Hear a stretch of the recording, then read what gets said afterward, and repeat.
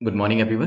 Current affairs की series में 6 मार्च पे हम पहुंच चुके हैं और द हिंदू पीआईबी के करंट अफेयर्स हम यहाँ पर कवर करने वाले हैं और वो भी एमसीक्यू के थ्रू उसे कवर किया जाएगा। This is brief introduction about me. My name is Prince Luthra, all India rank 577 from UPSC CSC 2014 batch.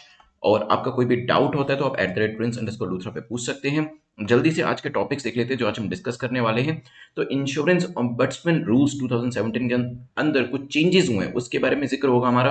IT rules 2021 के बारे में डिस्कशन करेंगे। सॉलिड फ्यूल डक्टेड रैमजेट के बारे में जानेंगे। देन असम रेड राइस के बारे में भी एक क्वेश्चन डिस्कस करने वाले हैं। एक एमसीक्यू हमारा डिजिटल कोबाल्ट थेरेपी मशीन को लेकर होगा। देन स्पेस हरिकेन के बारे में जानेंगे। इसके बाद नेशनल सेफ्टी डे क्या है इसके ऊपर भी एक डिस्कशन हमारा होने वाला है। एक टॉपिक हमारा CSIR फ्लोरिकल्चर मिशन को लेकर है। देन फूड प्राइस इंडेक्स को लेकर एक एमसीक्यू डिस्कस करेंगे और फाइनली एक क्वेश्चन हम टेक्नोलॉजी एंड इनोवेशन रिपोर्ट को लेकर डिस्कस करने वाले हैं। These are the two application जिसको आप डाउनलोड कर सकते हैं to get the free courses as well as the regular basis MCQs updates जो है वो आपको यहाँ पर मिल जाया करेंगी। अगर आपने crack UPSC exam in 100 days की सीरीज को नहीं सब्सक्राइब किया है so you can subscribe it, enrol it on exam.netmonk.com।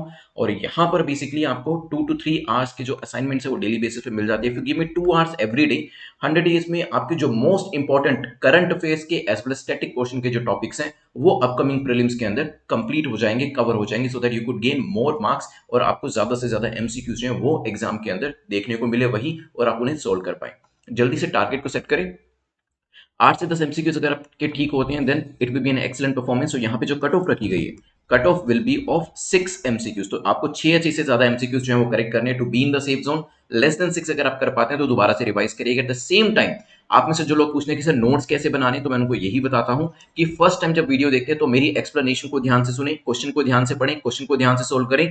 जब नेक्स्ट टाइम आप वीडियो देखेंगे उस टाइम पर आप अपने नोट्स बना सकते हैं। The same applies in the book. जब बुक को फर्स्ट टाइम ओपन करके पढ़ते हैं तो नोट्स मत बनाइएगा, लेकिन सेकंड थर्ड रीडिंग के अंदर नोट्स बनाए जा सकते हैं। चलिए आज के पहले क्वेश्चन पे चलते हैं। The first question talks about consider the following statement with reference to amendment in the insurance ombudsman rules 2017। 2017 का जो इंश्योरेंस ऑम्बड्समैन रूल्स थे उसके अंदर कुछ तब्दीली करी गई है, कुछ चेंजेस करे गए हैं, उसको लेकर आपको बताना है इनकरेक्ट कौन सा है। देखिए जो चीज पूछी गई है उसको सर्कल में डालें और जो टॉपिक है उसको अंडरलाइन करें और फिर पढ़ते हैं स्टेटमेंट को। It is bringing insurance brokers with in the ambit of the insurance ombudsman. तो जो इंश्योरेंस ब्रोकर होते हैं उनको भी अब इसके अंदर कवर किया जाएगा। हो सकता है it does not cover the deficiencies in service on the part of insurer, agent, broker and other intermediaries. However deficiency in services जो है इस क्लॉज को अभी भी कवर नहीं किया गया। सोचिए क्या आंसर हो सकता है, फिर करते हैं डिस्कशन। चलिए, रिसेंटली यूनियन गवर्नमेंट ने इंश्योरेंस ऑम्बड्समैन रूल्स 2017 जो है उसके अंदर एक चेंजेस उसके अंदर लाए गए हैं। इसमें इंश्योरेंस ब्रोकर्स को इसकी एम्बिट में लाया गया। पहले इंश्योरेंस ब्रोकर जो होते थे वो ऑम्बड्समैन की एम्बिट के अंदर उसके अंडर में नहीं आते थे, लेकिन अभी नए रूल्स के हिसाब से इंश्योरेंस ब्रोकर्स को भी इसके अंदर कवर किया जाएगा। तो पहली जो स्टेटमेंट है वो ठीक हो जाती है। एट द सेम टाइम क्योंकि अब देखिए इंश्योरेंस ऑम्बड्समैन रूल के अंदर चेंजेस करे गए हैं तो उसको और भी ज्यादा पावरफुल बनाया गया है, उसको और भी ज्यादा स्ट्रॉन्ग बनाया गया है। इसी वजह से यहां पर जो डेफिशिएंसी इन सर्विसेज जिसको पहले काउंट नहीं किया जाता था उसको भी अब कवर किया जाएगा। अगर किसी भी तरीके की सर्विस के अंदर डेफिशिएंसी देखी जाती है एजेंट की तरफ से, ब्रोकर की तरफ से, इंश्योरर की तरफ से या किसी भी इंटरमीडिएट की तरफ से, तो वो भी इसके अंदर कंप्लेंट के तौर पे दायर किया जा सकता है। और मैंने आपको ये चीज वैसे बता रखी है क्योंकि इंश्योरेंस ऑम्बड्समैन रूल्स के अंदर जो चेंजेस हैं उस हिसाब से अब जो कंप्लेन्स होंगी वो ऑनलाइन भी करी जा सकती है। और अगर आप कंप्लेन करते हैं तो अपनी कंप्लेन को ट्रैक भी कर सकते हैं कि आपकी कंप्लेन का निदान कहां तक हुआ है। ये चीजें ध्यान रखिएगा। इसके अंदर वीडियो कॉन्फ्रेंसिंग का भी एक प्रोविजन रखा गया है। तो जब भी कंप्लेन के ऊपर कोई सुनवाई होती है उसमें वीडियो कॉन्फ्रेंसिंग का ऑप्शन जो है वो भी अवेलेबल रहेगा। तो पूरे रूल्स को बहुत ज्यादा मैं ये कहूंगा कि कंज्यूमर फ्रेंडली बनाने की कोशिश करेंगे। तो आंसर क्या होगा, सेकंड स्टेटमेंट इनकरेक्ट है, पहली सही है। आंसर क्या ए होगा, नहीं, आंसर आपका बी होगा क्योंकि आपको गलत बताना था, सही नहीं बताना था। चलिए चलते हैं नेक्स्ट क्वेश्चन के ऊपर। नेक्स्ट क्वेश्चन बात करता है, just a second, next question में हम डिस्कस करेंगे information technology intermediary guidelines and digital media ethics code rules 2021 के बारे में। और यहां पर सबसे पहले तो जो टॉपिक है उसको अंडरलाइन करें और जो पूछा गया है करेक्ट इनकरेक्ट उसको आप सर्कल में डालें। ठीक है, पहली स्टेप कहती है इस एथिक्स कोड रूल्स 2021 को लेके it is broadly deal with only over the top platforms. तो ओटीटी प्लेटफॉर्म्स के साथ ही लार्जली डील करने वाला है। देखिए ओनली शब्द दिया है यहां पर भी, लेकिन मैंने आपको बताया टाइम एंड अगेन ओनली की वजह से जो स्टेटमेंट्स है वो सही भी हो सकती है और गलत भी हो सकती है। तो आपको यहाँ पे ध्यान देना पड़ेगा इसको। Video streaming over the top platforms under the ambit of the ministry of information and broadcasting. तो वीडियो स्ट्रीमिंग जो ओटीटी के ऊपर होती है वो किसके अंदर आती है? वो मिनिस्ट्री ऑफ इन्फॉर्मेशन ब्रॉडकास्टिंग के अंदर आती है। देखिए सोचिएगा, इन्फॉर्मेशन ब्रॉडकास्टिंग के अंदर है या मीटी के अंदर है, क्योंकि एग्जाम में इसी तरीके से आपको कंफ्यूज किया जाएगा। सोचिए इसके बारे में, फिर करते हैं डिस्कशन। चलिए, रिसेंटली गवर्नमेंट ऑफ इंडिया ने information technology intermediate guidelines and digital media ethics rules 2021 को नोटिफाई किया है। आपने देखा होगा काफी दिन से इसके ऊपर आर्टिकल्स भी आ रहे हैं और हमने इस क्वेश्चन को कवर भी किया है। यहाँ कुछ नए डायमेंशंस को कवर किया जा रहा है। पहली स्टेटमेंट की बात करें, these new rules broadly deal with over the top platforms के साथ साथ सोशल मीडिया को भी। ठीक है, तो ओनली की वजह से स्टेटमेंट गलत हो जाती है, लेकिन मैंने ये भी आपको दिखाया कि ओनली के होने के बावजूद भी स्टेटमेंट ठीक भी हो सकती है। तो यहाँ पे आपको नॉलेज होना काफी जरूरी है। Over the top OTT services के साथ साथ सोशल मीडिया को भी यहां पर कवर किया जा रहा है। ठीक है, सेकंड स्टेटमेंट की बात करें, video streaming over the top platforms, OTT platform के ऊपर जो वीडियो स्ट्रीमिंग होती है वो मिनिस्ट्री ऑफ इन्फॉर्मेशन ब्रॉडकास्टिंग के अंदर आती है। तो यस, ये स्टेटमेंट ठीक है। यहाँ पे मीटी भी दिया जा सकता है, ministry of electronics and information technology के अंदर आती है, या आपका फिल्म सर्टिफिकेशन जो बोर्ड होता है उसके अंदर आती है। तो वहां पे कंफ्यूज मत होइएगा, आईबी मिनिस्ट्री जो है इन्फॉर्मेशन ब्रॉडकास्टिंग उसके अंदर ये आती है। और क्योंकि यहाँ पे आपको करेक्ट बताना था, सेकंड स्टेटमेंट आपकी करेक्ट है। आंसर क्या हो जाएगा? B will be your correct answer. और इस तरीके के जो इन्फोग्राफिक्स होते हैं वो जरूर आप अपने नोट्स में सेव करके रखिएगा। ये आपकी इन्फॉर्मेशन को एनहेंस करते हैं और आपको रिवाइज करने में भी हेल्प करते हैं। जैसे कि देखिए, सेल्फ रेगुलेटरी बॉडी याद आ रहा है आपको, 15 डेज कंप्लेन का निदान किया जाएगा। ये चीजें हम पहले, जब मैंने फर्स्ट टाइम ओटीटी के ऊपर क्वेश्चन बनाया था, तब मैंने आपको ये स्टेटमेंट दी थी और ये हम ऑलरेडी कवर कर चुके हैं। तो तभी मैं कह रहा हूं कि अगर आप नोट्स में इसको डालेंगे तो आपको ये चीजें रिवाइज करने में भी हेल्प मिलेंगी। चलते हैं नेक्स्ट क्वेश्चन के ऊपर, which is question number 3। Solid fuel ducted ramjet के बारे में रिसेंटली इसको न्यूज में देखा गया था, पूछा गया इसको लेकर बताएं करेक्ट स्टेटमेंट आपकी कौन सी है। It is a missile propulsion system that comprises of the thrust modulated ducted rocket along with the reduced smoke nozzle less missile booster। ये क्या है, इसकी यहाँ पे व्याख्या करी हुई है।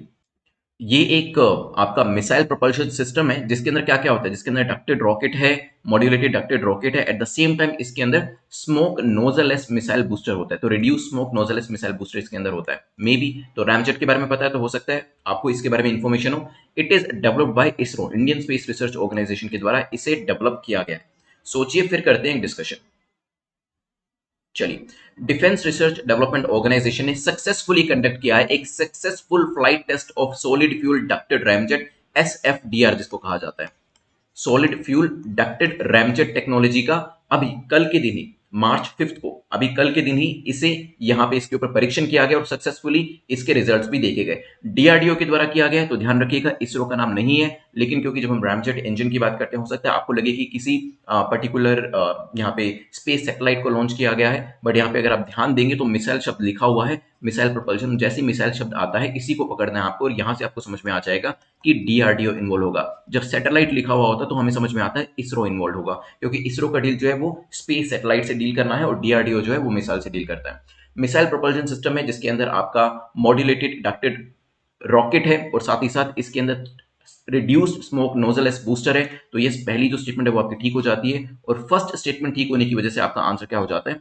A will be your correct answer. It is a missile propulsion system जिसके अंदर थ्रस्ट मॉड्यूलेटेड डक्टेड रॉकेट है along with reduced smoke nozzleless missile booster. Thrust modulation of the system is achieve through a hot gas flow controller. तो जो ये thrust modulation होता है इसको गर्म गैस के फ्लो कंट्रोलर से अचीव किया जाता है। एसएफडीआर जो है, जो हमारा पूरा सिस्टम है SFDR, solid fuel duct ramjet, ये जो है ये यूज करता है solid fuelled air breathing ramjet engine को। ठीक है, तो ध्यान रखिएगा। वैसे हमने रैमजेट स्क्रैमजेट का जो डिफरेंस है वो पहले किया हुआ है, यहाँ पे हमने रैमजेट की बात करी है। आंसर क्या है? ए इज द करेक्ट आंसर। चलिए, चलते हैं नेक्स्ट क्वेश्चन के ऊपर। क्वेश्चन नंबर 4 बात करता है with reference to Assam red rice. दो स्टेटमेंट्स आपको दी हैं। तो सबसे पहले तो असम रेड राइस जो है इसको आप अंडरलाइन करें और फिर क्या पूछा है उसको सर्कल में डालें, और फिर वन बाय वन स्टेटमेंट को पढ़ें। This variety of rice is called as Baodhan. Baodhan कहते हैं इसे। It is grown using biochemical fertilizer. Biochemical fertilizer को यूज करके इसको उगाया जाता है। सोचिए क्या होगा इसका आंसर, फिर मैं आपको इसकी न्यूज भी बताऊंगा और क्या आंसर है वो भी आपको बताने वाला हूं। सोचिए।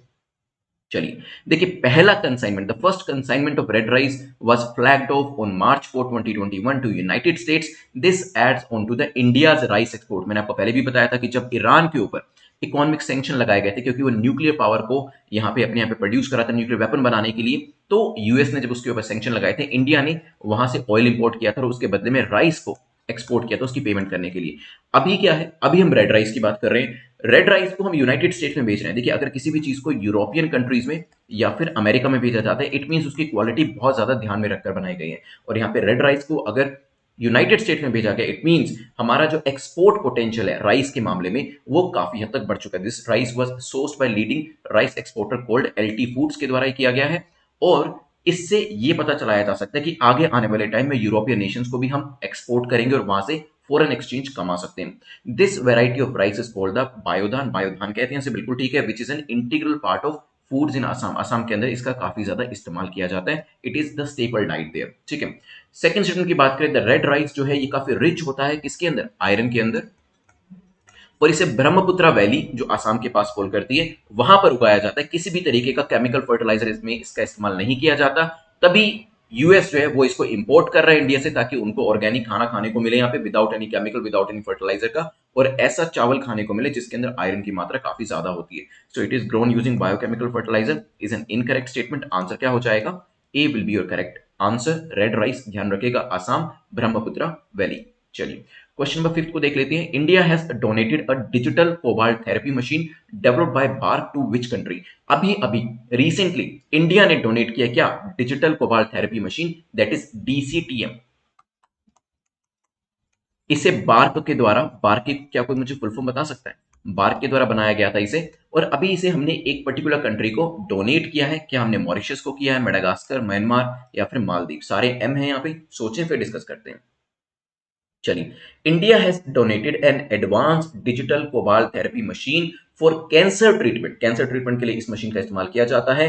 डेवलप्ड बाय बार्क, बार्क के भाभा एटॉमिक रिसर्च सेंटर, और इसे आइलैंड नेशन मेडागास्कर को डोनेट किया गया है ताकि वहां पर जो लोग कैंसर से पीड़ित है वो अपना इलाज करा पाए। हमारे पास तो ऐसी और भी मशीन है, हमारे पास इससे बेटर टेक्नोलॉजी भी अवेलेबल है, लेकिन मेडागास्कर के पास क्योंकि नहीं है, वहां पर भी लोगों को ट्रीटमेंट मिल सके, इसी वजह से ये काम किया गया है। मैंने आपको बताया कि इंडिया और चाइना का लोगों को हेल्प करने का तरीका अलग है। हम सॉफ्ट पावर में ध्यान देते हैं, लेकिन चाइना जो है वो हार्ड पावर में ध्यान देता है। मैं आपको ये चीजें इसलिए बताता हूं ताकि ये चीजें जब आपसे इंटरव्यू में पूछी जाए, आप इसी तरीके के एग्जाम्पल देके इंडिया के बारे में बताएं कि देखिए चाइना क्या करता है और हम क्या करते हैं। ये चीज इसी वजह से मैं आपको बार बार बताता हूँ, मेंस में भी लिखने में हेल्प करेगा और आपको एक पर्सपेक्टिव को डेवलप करने में कि भारत अगर किसी देश की मदद करता है तो वो किस तरीके से करता है, ये चीज भी समझने में आपको हेल्प करेगा। चलिए, आंसर यहां पे हो जाएगा बी। जो मशीन है वो कुछ किस तरीके से दिखती है देख लीजिए।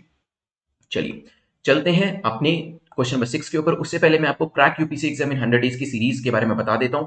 I just want 2 hours from you. मुझे सिर्फ आपसे 2 से ढाई घंटे, 2 से 3 घंटे ही चाहिए। और अगर आप 2 घंटे को डेडिकेट करके आखिरी के 100 दिनों में पढ़ाई कर लेते हैं, then you can enrol in this series and you can increase the chances of your success. 2 से 3 घंटे मैंने क्यों इस सीरीज को बनाया, रीजन यही था कि आप में से काफी सारे लोग जो वर्किंग प्रोफेशनल्स थे, हाउस वाइफ थी, उनका ये कॉल आ रहा था मेरे पास कि हमारे पास ज्यादा टाइम नहीं होता तो हमें क्या करना चाहिए। क्योंकि उस वक्त हमारी 200 डेज की सीरीज चल रही थी जिसमें आपको 4 घंटे के असाइनमेंट्स दिए जाते हैं, मतलब 4 घंटे का टाइम आपको देना पड़ेगा और आप इस एग्जाम में एक अच्छे मार्क्स के साथ पास हो सकते हैं। लेकिन जब लोगों का कॉल आने लगा कि हम 4 घंटे भी नहीं दे सकते, then we actually created this series जिसमें बहुत ज्यादा इंपॉर्टेंट चीजें जो है वो आपके लिए रखी गई है। तो अगर आप 2 घंटे मुझे दे सकते हैं, then things can change for you. तो आगे आने वाले 100 दिन के अंदर आप अपनी प्रिपरेशन को एक नया ट्विस्ट, एक नया टर्न जो है वो दे सकते हैं। इसके अंदर आपको वीडियोस दिए जाएंगे, क्लास वीडियोस, इसके अंदर आपको एमसीक्यू वीडियोस दिए जाएंगे और इसके बाद इसके अंदर आपको एमसीक्यू क्विजेस सॉल्व करने के लिए दिए जाएंगे। अगर आप रिलीजियसली, देखिए सब्सक्राइब करने के लिए सब्सक्राइब मत करिए, अगर आप रिलीजियसली 2 घंटे दे सकते हैं उसके बाद ही इसमें एनरोल करें, एंड बिलीव मी आपके जो प्रिपरेशन होगी वो एक नेक्स्ट लेवल पे पहुंच जाएगी। यहां पे आपको जो ऑलरेडी चीजें पढ़ी हैं वो रिवाइज करने में भी आपको हेल्प मिलेगी। एट द सेम टाइम जो यहाँ पे आपको मटेरियल दिया गया वो आपके एग्जाम में काफी ज्यादा हेल्प करेगा। करंट भी इसमें कवर किया गया, स्टैटिक भी इसमें कवर किया गया, दोनों ही चीजें। उसमें जो मोस्ट इंपॉर्टेंट एरियाज है वो जो आपके एग्जाम के लिए काफी रेलिवेंट है, उसमें आप एक्सपेक्ट कर सकते हैं कि 35 से 40 क्वेश्चन जो है वहां पे आप स्टेटमेंट्स को एलिमिनेट करने में आपको हेल्प करेंगे और प्रीलिम्स को क्रैक करना कंपैरेटिवली आपके लिए इजी हो जाएगा। देखिए बहुत सारे लोग जो हैं, मैं समझ सकता हूं, जब मैं तैयारी कर रहा था मैं भी वर्किंग प्रोफेशनल था और शुरुआती दिनों में हालांकि कोचिंग ली थी, उस वक्त मैं कॉलेज जाया करता था, लेकिन बाद में जब जॉब ज्वाइन करी थी तब ज्यादा टाइम नहीं मिलता था। दिन में 2 3 4 घंटे ही मिल पाते थे और वो भी बहुत ज्यादा थकावट हो जाती थी उसके बाद जॉब करने के बाद। बट यस, यहाँ पर यही टाइम जो होता है वही आपको यूटिलाइज करना है। टाइम एंड अगेन ऐसा देखा गया है कि जो लोग 24 घंटे देते हैं एग्जाम तो उनका भी हो जाता है, जो लोग 2 घंटे देते हैं 3 घंटे देते हैं एग्जाम तो उनका भी हो जाता है। तो फिर डिफरेंस क्या है? देखिए it is all about the quality, कौन सा इंडिविजुअल कितनी क्वालिटी से पढ़ रहा है। ये मैं सभी के लिए बता रहा हूं, आपने सीरीज को सब्सक्राइब नहीं भी करना है उसके लिए भी बता रहा हूं कि quality is very very important. तभी मैं कह रहा हूं कि डरने की जरूरत नहीं है कि जिन लोगों के पास आपसे ज्यादा टाइम है तो आपको लगता है उनका एग्जाम हो जाएगा, आपका नहीं होगा, ऐसा बिल्कुल भी नहीं है। अगर आप मोस्ट इंपॉर्टेंट टॉपिक्स को पढ़ते हैं, क्वालिटी टाइम देते हैं, देन ऑफकोर्स आपका एग्जाम भी यहाँ पे क्रैक हो जाएगा। लेकिन उसके लिए जैसे जैसे चीजें मैं बताता जाऊंगा वैसे करते जाइएगा, जो चीजें मैं पढ़ने के लिए कहता हूँ वो पढ़ते जाइएगा, जो चीज मैं पढ़ाता हूँ उसको पढ़ते जाइएगा, अननेसेसरी की चीज नहीं पढ़िएगा।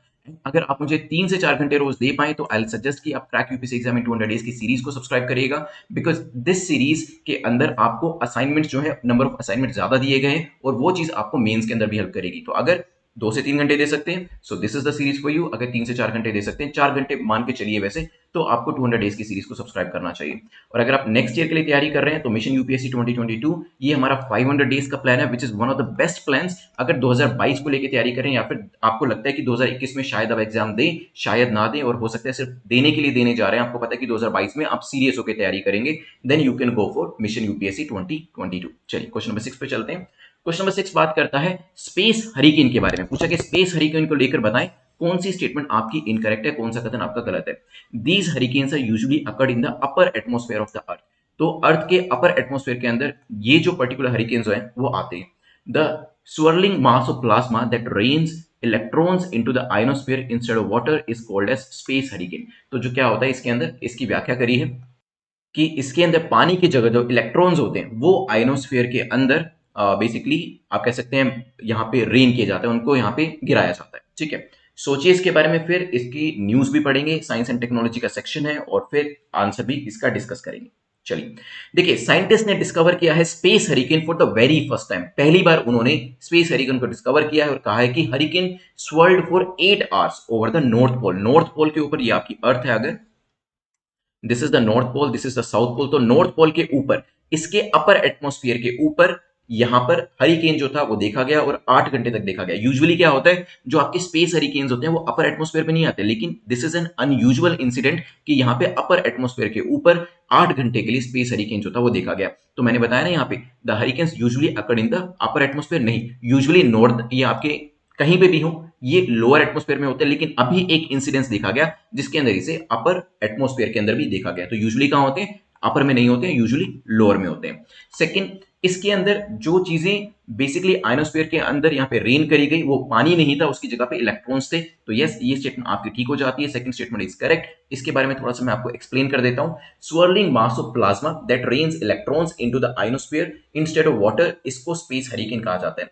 The hurricane results into the stunning effect that is a huge cyclone shaped glowing green aurora. तो आप जैसे ऑरोरा बोरियलिस, ऑरोरा ऑस्ट्रेलिस जो है उसके बारे में आपने पढ़ा है, हमने पढ़ाया भी है ज्योग्राफी के अंदर। तो उस तरीके की सिचुएशन जो है वो क्रिएट हो जाती है और इसको नीचे से आप ऑब्जर्व कर सकते हैं। The astronomers have spotted hurricanes in space on Mars, Saturn and Jupiter. तो एस्ट्रोनॉमर्स जो है उन्होंने इवन मार्स के अंदर, सैटर्न, जुपिटर के अंदर भी जो हरिकेन्स है उनको स्पॉट किया है। यहाँ पे सेकंड स्टेटमेंट आपकी करेक्ट है, पहली इनकरेक्ट है। आपको क्या बताना था, आपको इनकरेक्ट बतानी थी, तो पहली स्टेटमेंट इनकरेक्ट होने की वजह से आंसर आ जाएगा ए। चलिए चलते हैं नेक्स्ट क्वेश्चन के ऊपर, विच इज क्वेश्चन नंबर 7। पूछा गया with reference to national safety day consider the following statement. National safety day को लेकर 2 स्टेटमेंट आपको बताना है, कौन सी स्टेटमेंट आपकी यहां पर सही है। The day was observed with the objective of creating awareness among people regarding the safety measures. तो कैसे लोग जो है उनके अंदर अवेयरनेस फैलाई जा सके कि उनको सेफ्टी मेजर्स लेने चाहिए, किस चीज को लेकर देखेंगे। अगर ये चीज चाहिए तो ये जो डे है इसी चीज की वजह से ऑब्जर्व किया जाता है। The theme of the day is सड़क सुरक्षा। तो यहाँ पे रोड सेफ्टी की बात करी जा रही है। हो सकता है, देखिए आपका नेशनल सेफ्टी डे, वो किसी भी चीज को लेकर सेफ्टी की बात करी जा सकती है। सोचिए इसके बारे में, थीम के बारे में सोचिए, फिर डिस्कस करेंगे। चलिए देखिए, अभी रिसेंटली इसे ऑब्जर्व किया गया है और यहाँ पे जो थीम था बिल्कुल सही दिया है, सड़क सुरक्षा, दैट इज रोड सेफ्टी की बात करी गई है। सेकंड स्टेटमेंट आपकी ठीक हो जाती है। The day was observed under the theme सड़क सुरक्षा या फिर road safety. The day is observed with the aim of increasing the awareness regarding all the guidelines including the workplace safety। तो यहाँ पे सिर्फ रोड सेफ्टी की बात नहीं है, बाकी सभी चीजों की भी बात करी जाती है। वर्क प्लेस पे सेफ्टी कैसी हो, जहाँ पे आप कार्य करते हैं, जहाँ पे काम करते हैं, जॉब करते हैं, वहां पर किस तरीके से सेफ्टी हमारी कार्यान्वित करनी है। रोड सेफ्टी कैसे होनी चाहिए, सेफ्टी ऑफ ह्यूमन हेल्थ, इसको कैसे इंश्योर करना है, safety of environmental health, environment को जो आपकी सेफ्टी है उसको कैसे इंश्योर करना है, celebration of the day will be observe over a week, तो पूरा हफ्ता इसको मनाया जाएगा। द नेशनल सेफ्टी वीक जो है वो शुरू हो चुका है और ये शुरू हुआ है मार्च 4 से और चलेगा 10th ऑफ मार्च तक। ठीक है, the safety week will highlight the importance of safety on roads, क्योंकि थीम हमारा सेफ्टी ऑन रोड्स है तो इसके बारे में ज्यादा बात करी जाएगी। हालांकि जब हम सेफ्टी डे की बात करते हैं उसमें हर तरीके की सेफ्टी आती है, चाहे वो एनवायरमेंट की हो, हेल्थ की हो, वर्क प्लेस सेफ्टी हो या फिर रोड सेफ्टी हो। दोनों स्टेटमेंट ठीक होने की वजह से आंसर क्या हो जाएगा? सी। ये सिर्फ आपकी अवेयरनेस के लिए था क्योंकि रोड सेफ्टी डे या यहाँ पे जो है नेशनल सेफ्टी डे उसके बारे में आपको जानकारी होनी चाहिए। चलिए चलते हैं। This is the work place की सेफ्टी। आप जानते हैं कि काफी सारे वर्क प्लेस ऐसे होते हैं इंजीनियरिंग डिपार्टमेंट्स में खासतौर पे जहाँ पे हेलमेट्स वगैरह आपको डालने पड़ते हैं। चलते हैं नेक्स्ट क्वेश्चन के ऊपर। क्वेश्चन नंबर 8 की बात करें तो with reference to CSIR floriculture mission consider the following statement. Floriculture mission को लेकर ध्यान रखिएगा, CSIR आगे दिया ही तो आपको क्वेश्चन के अंदर ही दे दिया, नहीं तो इसकी भी एक स्टेटमेंट बन के आ सकती थी। उसके बारे में आपसे पूछा कि बताएं करेक्ट स्टेटमेंट कौन सी है, सही क्या है इसमें से। The mission will focus on commercial crops like honey bee rearing such as gladiolus, carnation, canna, marigold, rose. तो यहाँ पे क्या होगा, बेसिकली मिशन जो है ये आपका फ्लोरिकल्चर का, ये कमर्शियल क्रॉप्स के ऊपर जो है फोकस कर रहा है, जिसमें से कुछ नाम आपको यहाँ पर दिए हैं जिसमें फूल है ज्यादातर।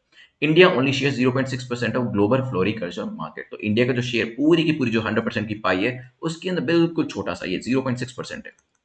ठीक है, इसको तो मैं एक पीस में भी कन्वर्ट नहीं कर सकता हूँ जो पाई का पीस होता है। चलिए तो सोचिए इसके बारे में, फिर करते हैं डिस्कशन।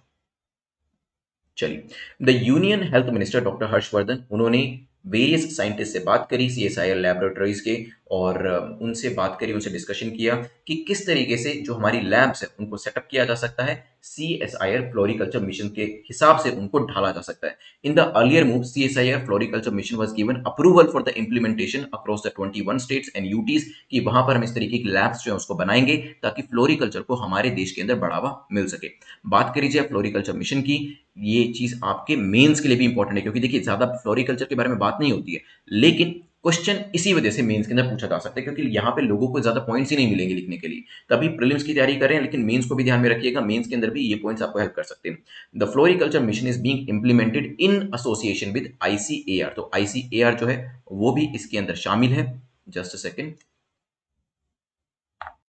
तो ICR इसमें शामिल है। ICR के साथ साथ इसके अंदर अपेडा जो है वो भी रोल प्ले कर रहा है। केवीआईसी क्या है, काफी और पढ़ चुके हैं। Khadi and village industry commission है, ट्राइफेड भी इसके अंदर शामिल है। मिशन का जो फोकस होने वाला है वो है कमर्शियल क्रॉप्स, जो कि मैंने आपको बताई थी यहाँ पे, जिसके अंदर हनी है और मैरीगोल्ड है, रोज है। साथ ही साथ इसके अंदर एपीकल्चर जो है उसके ऊपर भी फोकस किया जाएगा। ठीक है, तो कोशिश क्या करी जा रही है, एपीकल्चर फ्लोरिकल्चर को कन्वर्ज करने की। एपीकल्चर क्या होता है, बेसिकली जो बी कीपिंग होती है ना, जिसमें आप मधुमक्खियों का पालन करते हैं, मधुमक्खी पालन करते हैं, उनका हनी जो होता है वो निकालते हैं फिर उसे बेचते हैं, that is what we call the apiculture. ये टर्म्स के मतलब पता होने चाहिए, अदरवाइज एग्जाम में आएगा तो नहीं पता चल पाएंगे। लेकिन फिर भी मैं आपको बता देता हूँ, अगर इस तरीके की कभी कोई टर्म आ जाती है तो आप कोशिश करें उसको हिंदी वाली साइड पे देखने की। कई बार क्या होता है, हिंदी वाली साइड पे उसका मीनिंग इस तरीके से दे रखा होता है कि हमें वो जल्दी समझ में आ जाता है। ठीक है, साथ ही साथ फ्लोरिकल्चर की बात करें तो फ्लोरिकल्चर जो है फ्लावर की जो फार्मिंग होती है, जिसमें मैंने आपको मैरीगोल्ड, रोज, कैना, कार्नेशन का नाम बताया, तो यहाँ पे जब हम फूलों को उगाते हैं, फूलों की फार्मिंग करते हैं, क्योंकि इसकी भी काफी बड़ी मार्केट है और काफी महंगे बिकते हैं फूल। ये जो होता है, ये जब डिसिप्लिन फॉलो किया जाता है उसे हम फ्लोरिकल्चर कहते हैं। वैसे भी फ्लोरी जो है फ्लावर से बना है, तो याद रखने में वैसे ही आसानी हो जाएगी।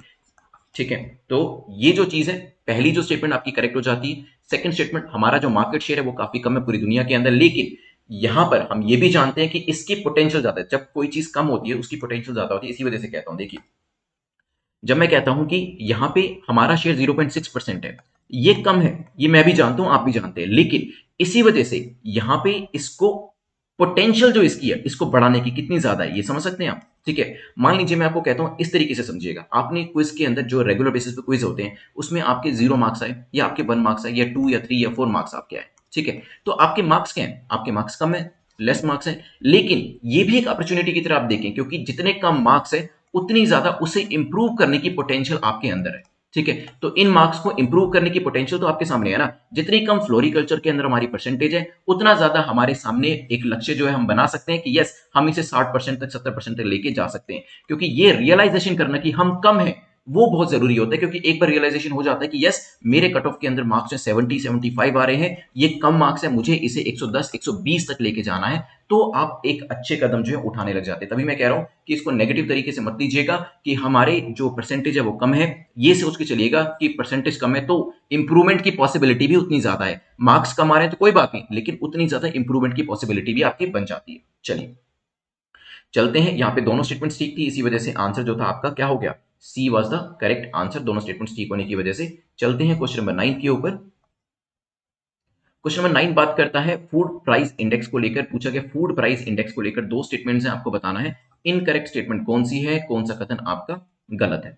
ठीक है, पहली स्टेटमेंट कहती है ये वर्ल्ड इकोनॉमिक फोरम के द्वारा रिलीज किया गया है and it measures the monthly change in the international prices of basket of food commodity. ये मेजर क्या करता है, मंथली बेसिस पे कितना बदलाव हो रहा है, कितना चेंज हो रहा है इंटरनेशनल प्राइसेस में एक बास्केट ऑफ फूड कमोडिटीज हैं, जिसके अंदर कुछ कुछ स्पेसिफिक प्रोडक्ट्स जो हैं वो ऐड कर सकते हैं। जैसे आप जानते हैं अलग अलग बास्केट के अंदर कुछ स्पेसिफिक आइटम्स को ऐड किया जाता है और उसके बेसिस पे ही पूरी दुनिया के जो प्राइस चेंज होते हैं वो निकाले जाते हैं।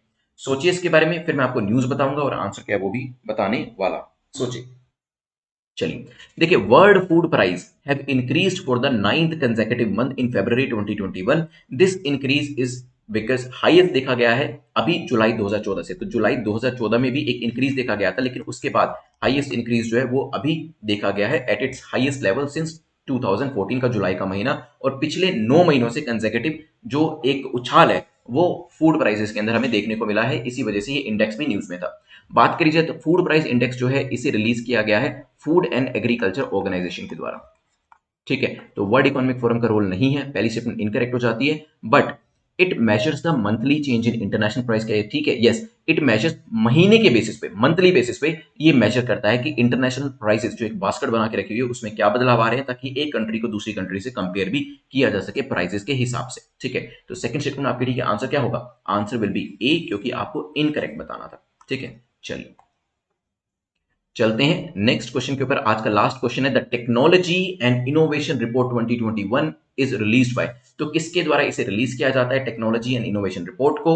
रिपोर्ट जो है अभी रिसेंटली रिलीज करी गई है, ये इसके अंदर इंडिया जो है, इंडिया एक over performer, biggest over performer के तौर पे बाहर निकल के आया है in frontier technology then the countries per capita GDP जो सजेस्ट करती है उसके कंपैरिजन में। तो यहाँ पे कुछ पॉजिटिव चीजें कुछ नेगेटिव चीजें सामने आ रही हैं, लेकिन आपको बताना है इंस्टीट्यूशन का नाम। चलिए, तो बेसिकली अगर मैं आपको बताऊं, मैं यूएनसीटीएडी की वेबसाइट पढ़ रहा था क्योंकि ये रिपोर्ट यूएनसीटीएडी के द्वारा लाई गई है। ठीक है, तो इस वेबसाइट पे लिखा था टेक्नोलॉजी एंड इनोवेशन रिपोर्ट 2021 को देखेंगे तो क्रिटिकली एग्जामिन करती है रिपोर्ट कि किस किस एरिया के अंदर, टेक्नोलॉजी में आप जानते हैं आर्टिफिशियल इंटेलिजेंस है, रोबोटिक्स है, जीन एडिटिंग है, इसकी वजह से इनइक्वालिटीज जो है वो बढ़ती जा रही है। क्योंकि जो लोग आर्टिफिशियल इंटेलिजेंस हो, रोबोटिक्स हो, जीन एडिटिंग हो, इसको अफोर्ड कर सकते हैं, जो लोग नहीं कर पाते हैं, इसी की वजह से जो एग्जिस्टिंग इनइक्वालिटीज सोसाइटी के अंदर हुआ करती थी वो तो इंक्रीज हो ही रही है, और न्यू एरिनाज ऑफ इनइक्वालिटीज जो है वो भी निकल के सामने आ रहे हैं। Frontier technologies are essential for sustainable development, but they also could accentuate initial inequalities. It is up to the policymakers to reduce this risk and make frontier technology contribute to increasing equality. तो यहाँ पे बताया गया है कि report के अंदर जो चीज बताई गई है कि यहाँ पे देखिए, वैसे देखा जाए बाय डिफॉल्ट तो ये जो टेक्नोलॉजीज है ये अपने आप इनइक्वालिटी क्रिएट करेंगे, लेकिन पॉलिसी मेकर्स चाहें तो इन टेक्नोलॉजी का इस्तेमाल इस तरीके से कर सकते हैं कि सोसाइटी के अंदर इक्वालिटी को डिसेमिनेट किया जा सके। जो लो और मिडिल इनकम डेवलपिंग कंट्रीज हैं और लीस्ट डेवलपिंग कंट्रीज हैं, उनमें से काफी सारी कंट्रीज तो इस टेक्नोलॉजी, इन टेक्नोलॉजीज, चाहे वो रोबोटिक्स हो, एआई हो, जीन एडिटिंग हो, उसको अफोर्ड ही नहीं कर सकती है, और इसी वजह से जो ये रैपिड टेक्नोलॉजिकल चेंज हो रहा है वो डिसएडवांटेज में रह जाती है। देखिए, अब मैं आपको अगर कनेक्ट करके बताऊं, अभी हमने देखा था कि जो आपका मेडागास्कर है, मेडागास्कर को हमने एक टेक्नोलॉजी जो है कैंसर के लिए जो एक मशीन थी वो हमने अभी भेजी है, एक्सपोर्ट करी है। बेसिकली उसके लिए कुछ चार्ज नहीं किया, बेचा नहीं है उसे, उसे सिर्फ डोनेट किया है। क्यों उनको डोनेट करने की जरूरत पड़ी, क्योंकि वो टेक्नोलॉजी इंडिया के पास तो थी, और इवन उससे भी अच्छी टेक्नोलॉजी आज के टाइम में इंडिया के पास है, लेकिन मेडागास्कर के पास नहीं है। समझ में आ रहा है आपको? तो ऐसे ही काफी सारी कंट्रीज हैं जिनके पास artificial intelligence, India is one of them. हमारे पास टेक्नोलॉजी की मतलब we are second to none, ये चीज ध्यान रखिएगा। तो चाहे वो रोबोटिक्स हो, एआई हो, जीन एडिटिंग हो, ये सब चीजें हमारे पास है, लेकिन बहुत सारी कंट्रीज ऐसी हैं जिनके पास ये नहीं है, तो इनइक्वालिटीज क्रिएट हो जाएंगी कुछ कंट्रीज के बीच में जिनके पास टेक्नोलॉजी है, दूसरी कंट्रीज जिनके पास नहीं है। जैसे कि अभी देखा गया था, ये तो हमने डोनेट किया, बहुत अच्छे हमने स्टेप लिया, लेकिन अभी तक तो मेडागास्कर के पास वो मशीन नहीं थी ना, तो इसी वजह से टेक्नोलॉजी जो होती है वो सोसाइटी के अंदर इनइक्वालिटी भी इंक्रीज कर सकती है और नई नई इनइक्वालिटीज जो है उसको भी क्रिएट कर सकते हैं। लेकिन अगर पॉलिसी मेकर चाहें, जैसे कि यहाँ पर इंडिया और मेडागास्कर के जो पॉलिसी मेकर्स थे उन्होंने आपस में हाथ मिलाया और इस टेक्नोलॉजी को मेडागास्कर ने इंडिया से बुला लिया। ठीक है, तो ये जो चीजें हैं पॉलिसी मेकर्स को ध्यान देना पड़ेगा कि टेक्नोलॉजी से कैसे इनइक्वालिटीज को दूर किया जाए, ना कि इसके थ्रू इनइक्वालिटीज को क्रिएट किया जाए। चलिए, मैं आपको जब भी ये एक्सप्लेनेशन देता हूँ इसको आप मेंस और इंटरव्यू के हिसाब से सुना करिए, बिकॉज बहुत सारी चीजें ऐसी हैं जो कि स्क्रीन पे आपको दिखती है और मैं बताता हूँ प्रीलिम्स के लिए तो इंपॉर्टेंट है, लेकिन मेंस और इंटरव्यू में वो आपको बहुत ज्यादा हेल्प करेंगी, बिलीव मी। तभी जो चीजें मैं बताता हूँ आपको उसको ध्यान से सुने, चाहे तो उसको लेकर नोट्स भी बना सकते हैं और एक बार जब अपने नोट्स बना लिए उसे रिवाइज जरूर करें और उसका इस्तेमाल अपने फिर एग्जाम के अंदर जरूर करिएगा। चलिए 2 मिनट के अंदर रिवाइज करते हैं और फिर आपके लिए प्रीलिम्स मेंस इंटरव्यू के क्वेश्चंस आने वाले हैं और फिर विनर ऑफ द डे जो है वो भी हम चुनेंगे। चलिए, मेरे क्वेश्चन पूछने से पहले कोशिश करिएगा जल्दी से जल्दी ज्यादा से ज्यादा चीजों को रिकॉल करने की। हमारे एक स्टूडेंट है Utkarsh and Isha Saini, both of them are pretty good in this. Question सामने आता है, स्क्रीन सामने आती है, तो वो उससे एसोसिएटेड आंसर देने की भी कोशिश करते हैं। उत्कर्ष तो खास तौर पे कई बार क्वेश्चन पूछने से पहले ही आंसर कर देते हैं और साथ ही साथ उससे रिलेटेड जो फैक्ट्स होते हैं उसको भी कमेंट सेक्शन के अंदर लिख देते हैं। तो कोशिश करिए जितनी एसोसिएटेड चीजें आप रिकॉल करके, देखिए रिकॉल पे मैं बार बार एम्फोसिस करता हूँ, जितनी चीजें रिकॉल करके आप लिखेंगे उतना ही बेटर रहेगा। ओम्बड्समैन रूल के अंदर जल्दी से मुझे बताएं क्या इंश्योरेंस ब्रोकर को ऐड किया गया है, यस या फिर नो? मैंने आपको बताया था रूल्स के अंदर तब्दीली करी गई है जिसके हिसाब से अब ऑनलाइन कंप्लेंट्स डाली जा सकेगी, ट्रैकिंग करी जा सकेगी, जो वैकेंसीज है ओम्बड्समैन की उनको भरा जाएगा और ऐसे लोगों को ही बिठाया जाएगा जो कि पहले से कुछ एक्सपीरियंस रखते हो कंज्यूमर प्रोटेक्शन को लेकर। ठीक है, यहाँ पर जो डेफिशिएंसी इन सर्विस अभी तक एग्जिस्ट नहीं करती थी उसको भी डाला गया है और यहाँ पे जो ब्रोकर्स है इंश्योरेंस ब्रोकर्स उनको भी इसके अंदर इंक्लूड किया गया है, ध्यान रखिएगा। चलिए, चलते हैं नेक्स्ट क्वेश्चन के ऊपर जहां पे हमने टेक्नोलॉजी के बारे में देखा था, information technology intermediate guidelines and digital media ethics code rules 2021। तो यहाँ पे ओटीटी को ही नहीं, ओटीटी के साथ साथ सोशल मीडिया को भी ऐड किया गया है। ये किस मिनिस्ट्री के अंदर आती है, मिनिस्ट्री का नाम मुझे आप बताएं, मैं वेट कर रहा हूं। फिर मैं आपको बताता हूं कि social media over the top platforms को कहीं ना कहीं रेगुलेट करने की जरूरत थी, सरकार काफी टाइम से सोच भी रही थी। मेंस का क्वेश्चन आप इसके ऊपर लिख भी चुके हैं और I am like quite convinced कि इस बार आपके एग्जाम के अंदर इसको लेकर एक क्वेश्चन आ सकता है, क्योंकि काफी सारी चीजें चल रही हैं आपके ओटीटी को लेकर। ठीक है, तो यहाँ पे मिनिस्ट्री जो है मिनिस्ट्री ऑफ इन्फॉर्मेशन ब्रॉडकास्टिंग है, इसको सेव कर लीजिएगा। मैं नेक्स्ट टाइम से कोशिश करूंगा कि और भी बेटर और भी क्लियर जो आपके इन्फोग्राफिक होते हैं वो मैं लेके आऊँ आपके सामने। देन हमने एसएफडीआर के बारे में जाना था, जल्दी से मुझे बताएं डीआरडीओ के द्वारा लाया गया है ये या फिर इसरो के द्वारा जो इसका सक्सेसफुल टेस्ट किया गया अभी। It is a missile propulsion system that comprises of thrust modulated ducted rocket along with the reduced smoke nozzle-less missile booster। Thrust modulation of the system जो है उसे अचीव किया जाता है हॉट गैस फ्लो कंट्रोलर से। SFDR uses a solid fuelled air breathing ramjet engine. ठीक है, DRDO के द्वारा लाया गया है, ध्यान रखिएगा इसका सक्सेसफुल टेस्ट जो है वो किया गया है। फिर हमारा डिस्कशन हुआ था नेक्स्ट जो कि असम रेड राइस को लेकर था। जल्दी से मुझे बताएं कि किस कंट्री को ये भेजे जा रहे हैं। ये वैरायटी है जिसको बायो धान भी कहा जाता है, एग्जाम में पूछा जा सकता है। एंड बायोकेमिकल फर्टिलाइजर का बिल्कुल भी इस्तेमाल इसमें नहीं किया जाता है। अभी एक असाइनमेंट कंसाइनमेंट जो है उसे भेज दिया गया है यूएस के अंदर और यहां पर एक पूरी लाइन हमारे लिए खुल जाती है, क्योंकि अगर एक अच्छा फीडबैक अमेरिका की तरफ से मिल जाता है तो हो सकता है यूरोप के अंदर भी हमें एक्सपोर्ट करना बहुत जल्दी शुरू कर दें सभी कंट्रीज को। नेक्स्ट मैंने डिजिटल कोबाल्ट थेरेपी मशीन के बारे में बताया था ना, दिस इज द एरिया जहां पे आप देखते हैं कि कैसे टेक्नोलॉजी इनइक्वालिटी क्रिएट करती है। एक कंट्री के पास तो टेक्नोलॉजी है दूसरी के पास नहीं है। देखिए सारा काम ही यही है ना, कुछ लोगों के पास न्यूक्लियर वेपन्स है, एडवांस वेपन्स है, उनकी पावर आप समझ सकते हैं कंपेयर टू दोज कंट्रीज जिनके पास न्यूक्लियर वेपन्स नहीं है, एडवांस वेपन्स नहीं है, उनके कंपैरिजन उनकी पावर कितनी ज्यादा है। अब चाइना जो है भूटान को आके किस लिए दिखाता है कि मेरे को आपका जो जो वाइल्ड लाइफ सेंचुरी है वो वाला रीजन जो है अरुणाचल प्रदेश में मिला के अपनी सेट करना है, क्योंकि उनके पास टेक्नोलॉजी है, न्यूक्लियर तो है उनके पास, साथ ही साथ अदर जो आपके कन्वेंशनल वेपन्स होते हैं उसमें भी टेक्नोलॉजी अच्छी है। इवन तो अदर एरियाज में भी बात करें टेक्नोलॉजी का काफी इंपॉर्टेंट रोल रहता है कंट्रीज के बीच में इनइक्वालिटी को क्रिएट करने का। तो वहां पर कैसे पॉलिसी मेकर्स इक्वालिटी क्रिएट कर सकते हैं उसका ये काफी अच्छा एग्जाम्पल मैंने आपको दिया है। चलिए, और यहाँ पे बिल्कुल भी आपको स्ट्रेस लेने की जरूरत नहीं है। Even though if you are able to give 2 to 3 hours, अगर 2 घंटे 3 घंटे का टाइम भी दे सकते हैं, लेकिन अगर आप क्वालिटी टाइम देते हैं, just give me 2 hours, just give me 3 hours, लेकिन क्वालिटी टाइम देंगे, वीकेंड्स पे टाइम देंगे, then you can crack this examination. You will not be the first one, आप पहले इंडिविजुअल नहीं होंगे जो 2 से 3 घंटे देके इस एग्जाम को क्रैक करेंगे, आपसे पहले भी लोगों ने दिया है, बट कंडीशन है, देखिए हर चीज कंडीशन के साथ आती है, because you are giving less time, that time should have more quality. आपको जो बाकी के स्टूडेंट 7-8 घंटों में कर रहे हैं वो आपको 2-3 घंटों में करना है। इसका मतलब क्वालिटी चीजें पढ़नी है, अननेसेसरी चीजें नहीं पढ़नी है, मोबाइल को बंद करके पढ़ना है। ठीक है, चलिए इसके लिए exam.netmock.com पे जाके इसे सब्सक्राइब कर लीजिएगा। एंड आई रिक्वेस्ट यू कि 3-4 घंटे अगर दे देंगे तो और भी अच्छे से तैयारी आपकी हो सकती है, तो उसके लिए आप 200 डेज में जा सकते हैं। चलिए नेक्स्ट क्वेश्चन में मुझे बताइएगा हरिकेन्स के बारे में, लोअर एटमॉस्फेयर में होते हैं या फिर अपर एटमॉस्फेयर में होते हैं, जल्दी से बताएं। स्वेलिंग मासेस के बारे में बताया था कि they shoot out their rains electrons into the ionosphere instead of water, space hurricane कहा जाता है। वैसे मैं चाह रहा था कि इसके अंदर मैं आपको वो पूरा सीन दिखा दूं आयनोस्फीयर का, मेसोस्फीयर का, बट ठीक है वो हमने ज्योग्राफी में कवर किया हुआ है। फिर भी अगर आप कहेंगे फ्यूचर के अंदर इस तरीके की चीजों को भी ऐड कर देंगे। चलिए नेक्स्ट क्वेश्चन में हमारा डिस्कशन हुआ था world safety day, national safety day, sorry national safety day में जल्दी से मुझे थीम बताइएगा क्या था। वैसे नेशनल सेफ्टी को लेकर बात हम वर्क प्लेस सेफ्टी की भी करते हैं, हम रोड सेफ्टी की भी करते हैं, हम साथ ही साथ एनवायरमेंटल सेफ्टी की भी करते हैं, हेल्थ सेफ्टी की भी करते हैं, और यहाँ पे इस बार हमारा जो थीम है वो है सड़क सुरक्षा एंड रोड सेफ्टी जिसे कहा जा सकता है। चलिए नेक्स्ट क्वेश्चन CSIR का फ्लोरिकल्चर, फ्लोरिकल्चर एपीकल्चर ध्यान रखिएगा, एपीकल्चर में बी कीपिंग है, फ्लोरिकल्चर में फ्लावर से बना है, तो फ्लावर को उगाते हैं तो फ्लोरिकल्चर कहलाता है। दोनों को कन्वर्ट करने की बात करी जा रही है। बहुत बड़ी बड़ी एजेंसीज ICR से लेकर अपेडा, KVIC, ट्राइफेड इसके अंदर शामिल हैं। और यहाँ पे किस किस तरीके के फूल को उगाने की बात करी गई थी वो आप मुझे कॉमेंट सेक्शन में बताएं। और यहाँ पे यूनियन मिनिस्टर जो थे हमारे इन्वॉल्व थे, उन्होंने कहा कि किस तरीके से लैब्स जो है बनाई जा सकती हैं, क्योंकि हमारे यहाँ पे शेयर 0.6% है, पूरी दुनिया का 0.6% फ्लोरिकल्चर के अंदर, जो कि बहुत ही कम है, कम नहीं है बहुत ही कम है। लेकिन जब कोई चीज बहुत ही कम होती है उसकी पोटेंशियल, उसके अंदर इंप्रूव करने की जो पॉसिबिलिटी होती है वो और भी ज्यादा होती है। ठीक है, 0 स्कोर अगर आप कर रहे हैं इन क्विजेस के अंदर तो आपकी इंप्रूव करने की जो पॉसिबिलिटी है वो बहुत ज्यादा है। जो ऑलरेडी 8 कर रहा है वो कितना इंप्रूव कर सकता है, 8 से 10 जा सकता है, इससे 2 मार्क्स को इंप्रूव कर सकता है, लेकिन आप 0 से 10 जा सकते हैं। तो इंप्रूवमेंट की पॉसिबिलिटी आपकी काफी ज्यादा है, इंप्रूवमेंट का स्कोप काफी ज्यादा है। चलिए नेक्स्ट हम डिस्कस करेंगे क्वेश्चन नंबर 9, जहां पे मैंने आपको फूड प्राइस इंडेक्स के बारे में बताया था। कौन लेके आता है? The food price index is released by food and agriculture organisation. इसका हेडक्वार्टर वैसे हम काफी बार कर चुके हैं, लेकिन फिर भी मेरे को खुश करने के लिए एक बार आप कमेंट सेक्शन में जरूर बता दीजिएगा, सो दैट मुझे सेटिस्फेक्शन हो सके कि जो चीजें मैं पढ़ा रहा हूं आप सिर्फ उसे पढ़ ही नहीं रहे हैं, उसे रिटेन भी कर रहे हैं, उसे याद भी रख रहे हैं, ताकि एग्जाम में है तो ये नहीं होना चाहिए कि पढ़ाया तो था सर ने लेकिन मैं भूल गया। तो FAO का हेडक्वार्टर मुझे बताइएगा, क्योंकि मैं आपसे इसलिए पूछ रहा हूं, मैंने इसकी निशानी भी आपको बताई थी, एक मैंने आपको ट्रिक भी बताई थी याद रखने के लिए। अगर वो ट्रिक याद है तो जरूर बताइएगा, नहीं तो आंसर सीधा दे दीजिएगा। मंथली चेंजेस जो होते हैं, एक फूड बास्केट बना के रखा है इंटरनेशनल लेवल पे, उसके मेजर देखे जाते हैं, उसमें कितना चेंज हो रहा है मंथली बेसिस पे वो इसके अंदर देखा जाता है।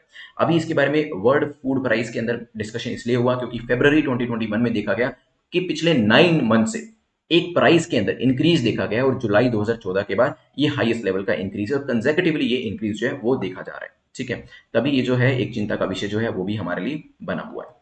लास्ट में हमने देखा था the technology and innovation report 2021, ये किसके द्वारा रिलीज करी जाती है? ये UNCTAD के द्वारा रिलीज करी जाती है, और इसके अंदर मैंने आपको बताया था टेक्नोलॉजी किस तरीके से डिवाइड को क्रिएट करती है, वो सब चीजें हमने यहाँ पर देखी थी। ठीक है, तो टेक्नोलॉजी जो है वो इनइक्वालिटी को क्रिएट भी करती है और नई नई इक्वालिटी को इन्फ्यूज भी करती है सोसाइटी के अंदर, but at the same time अगर पॉलिसी मेकर्स हमारे सही हैं, अगर पॉलिसी मेकर्स चाहें तो वो इस इनइक्वालिटी को दूर कर सकते हैं और इस इनइक्वालिटी को खत्म कर सकते हैं। ठीक है, रिपोर्ट किसके द्वारा लाई गई है? United nation conference on trade and development UNCTAD के द्वारा। चलिए अपने मार्क्स लिखने से पहले एक बार प्रीलिम्स का क्वेश्चन देख लीजिए।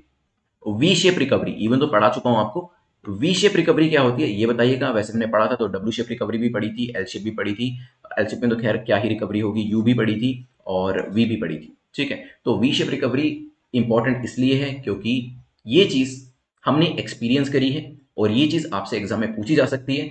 और मेरे क्वेश्चन पूछने के बाद मैंने इवन एक हमारे काफी फेमस कैबिनेट मिनिस्टर है उनके मुंह से भी ये चीज सुनी, तो मुझे लगा कि एक बार दोबारा से इसे पूछ लेना चाहिए, हो सकता है एग्जाम के अंदर आ जाए। नेक्स्ट क्वेश्चन है, do you think our economy has shown a better resilience than other economies during covid times? Covid times या फिर कहें कि पोस्ट कोविड टाइम्स, इवन तो पोस्ट नहीं कहना चाहिए, अभी भी चल ही रहा है ये, तो आप जो भी यहाँ पे प्रोटेक्शन ले रहे हैं उसको मत छोड़िएगा। क्या हमारी रिकवरी ने हमारी इकोनॉमी ने बाकी की इकोनॉमी से बेटर परफॉर्म किया है? ये आपको बताना है 150 वर्ड्स के अंदर। इंपॉर्टेंट इकोनॉमी का क्वेश्चन है तो ध्यान से आंसर करिएगा। और इंटरव्यू का क्वेश्चन अगर पूछें, to go to the point A to B you have 2 options, horse and a car, which one you will choose? ठीक है, देखिए क्वेश्चन जो है थोड़ा सा आपको लग सकता है ये किस तरीके का, लेकिन बिलीव मी 1 to 2%, ज्यादा नहीं। अगर क्वेश्चन काफी सारे पूछे गए हैं, मान लीजिए 3-4 कैंडिडेट से टोटल मिला के 100 क्वेश्चन पूछे गए, उसमें से 1-2 क्वेश्चन ऐसे जरूर पूछे जाते हैं जिसके पीछे साइकोलॉजी जानने की कोशिश करी जाती है आपकी, ठीक है। तो वहां पे ये समझा जाता है कि आप क्या चूज करते हैं और क्यों। देखिए यहाँ पे सिर्फ ये नहीं बताना है कि मैं हॉर्स चूज करूंगा पॉइंट ए से पॉइंट बी पे जाने के लिए, मैं हॉर्स चूज करूंगा दैट्स इट, कार चूज करूंगा दैट्स इट, नहीं, आपको वाई रीजन भी बताना है। आपको पॉइंट ए से पॉइंट बी तक जाना है, आप घोड़े को यूज करेंगे या कार को यूज करेंगे और क्यों, ठीक है। इसके अलावा कोई और इन्फॉर्मेशन नहीं है। अब बहुत सारे लोग पूछेंगे सर पॉइंट ए और पॉइंट बी कहां पर है, पॉइंट ए क्या है, पॉइंट बी क्या है, कोई इन्फॉर्मेशन नहीं है। मान लीजिए आपसे क्वेश्चन पूछा गया है और आपकी साइकोलॉजी अंडरस्टैंड करने की कोशिश करी जा रही है, आप क्या आंसर करेंगे, सिंपली वो मुझे बताएं और क्यों इसका आंसर भी जरूरी है, ठीक है। चलिए, सेकंड चैनल के ऊपर जो मोस्ट इंपॉर्टेंट एमसीक्यू का वीडियो डाला है उसे जरूर देख लीजिएगा, और यहाँ पे मेंस और इंटरव्यू के जो ग्रुप्स हैं उसको ज्वाइन कर लीजिएगा, और यहाँ पे अपने आंसर्स को पोस्ट जरूर करिएगा। जो विनर हमारे हैं पारुल सिंह है, काफी दिनों के बाद इन्होंने वीडियो देखा और आंसर भी किया यहाँ पे, गुड पारुल। और मार्क्स लिखने से पहले you can go and check out crack UPSC exam in 100 and 200 days exam.netmock.com के ऊपर। अब जल्दी से अपने मार्क्स लेके 6 से ज्यादा हैं then of course you are in the safe zone. Second time जब देखेंगे नोट्स जरूर बना लीजिएगा, 6 से कम है तो रिवाइज जल्दी से जल्दी करिए, और थर्ड टाइम जब देखेंगे तो नोट्स जरूर बनाइएगा। और अगर आप अपर ब्रैकेट में हैं तो बहुत अच्छी बात है, यहीं पे ही अपनी परफॉर्मेंस को मेंटेन करके रखिएगा, एक्सीलेंट ब्रैकेट के अंदर अपनी परफॉर्मेंस को मेंटेन करके रखिएगा। टेलीग्राम का लिंक नीचे डिस्क्रिप्शन में दिया गया है, वो ज्वाइन कर सकते हैं। वहां पर आपको पीडीएफ जो है वो डेली बेसिस पे प्रोवाइड करा दी जाती है, कई बार हम फ्री पीडीएफ जो मैगजीन्स की होती है वो भी वहां पर शेयर कर देते हैं। So thanks for watching, have a nice day, I will see you very soon. और कोई भी आपके डाउट्स होते हैं आप मुझे @prince_luthra बता सकते हैं। बेल आइकन को प्रेस जरूर कर दीजिएगा और उसके बाद ऑल बटन को जरूर प्रेस कर दीजिएगा ताकि नोटिफिकेशन आपके मिस ना हो। Thank you once again, have a nice day.